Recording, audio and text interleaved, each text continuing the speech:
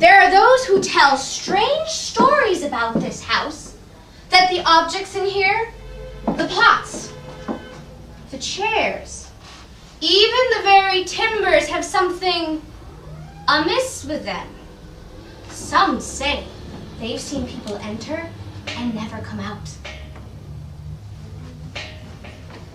I've lived in this town since I can remember, following my mother from house to house as she begged a little work. As a child, I watched her spinning and sewing and weaving with the ladies, who left her to work the rough flax while they occupied themselves with fine silk threads. Her eyes were fixed on their cloths as her fingers grew hard and horn from her work. Mother told me to be grateful to our patrons, thankful that they would take in a widowed lady and her daughter. She held me close as we huddled for warmth on the hard settled bench where we slept at night and told me not to worry, that she would always see that I was taken care of.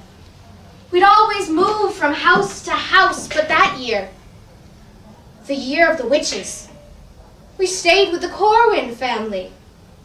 Elizabeth Corwin was a good mistress. She allowed me to play, sometimes, with her own children before I went to help Mother. The judge, though, was different. He was stern and would only come into the kitchen to find a bite of food before retiring to his important work.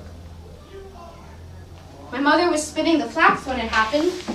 I'd heard of people being taken from their houses and them being put away, and sometimes the judge would ride out late to question one suspect or another.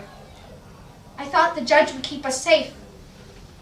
But when the accusation came from a woman's house whom my mother and I known well, the judge would not save us. He took my mother away, put her in the jail, and I, being only a child, had no choice but to follow her. We slept on the hard floor of the jail, covered with soiled straw, with strangers and neighbors all around us. One morning I woke from a miserable sleep to find my mother gone. The other women in the cell wouldn't tell me anything. They just looked at each other with quick, nervous glances. That's how I knew she'd been taken away for good. I spent the next years wandering from house to house. People would take me in, mostly from guilt, give me a little work to do. We never talked about those days. The houses I stayed in all had bad luck, but bad luck is nothing unusual. Children died, harvest went bad, and animals became lame. Before, they might have pointed fingers at me, but now everyone was nervous. They were all eager to be reasonable with their ships and their trades, and an end to superstition. It is so much later now. When I came to this house, the judge was gone, and they willingly took in an experienced servant. I worked here. It was not a bad life. But there was always something about this place. So, I did my little spells. Living in a place like this, you pick up some things over the years. And of course, there was all that my mother taught me. I knew how to bring bad luck to a place. I put pins into poppets to bring pain. I stuck needles in straw to make animals sicken. They were simple spells, far less than what those people deserved. Something curious happened. I found as I put my mark on more and more objects, and as more and more things began to go wrong for the family, I could not leave. I'd always intended to get my justice and move on. But now I didn't want to. At first, it was barely noticeable. I would wake up in the morning, but I wouldn't go out to the barn to milk the cow. It's not that I couldn't. I just didn't feel it was important. One day, I woke up to find myself stuck. Couldn't open the windows. Couldn't open the doors. I thought it might pass, but it didn't. I tried every spell I knew, but they were only for doing harm to others. I didn't know how to help myself.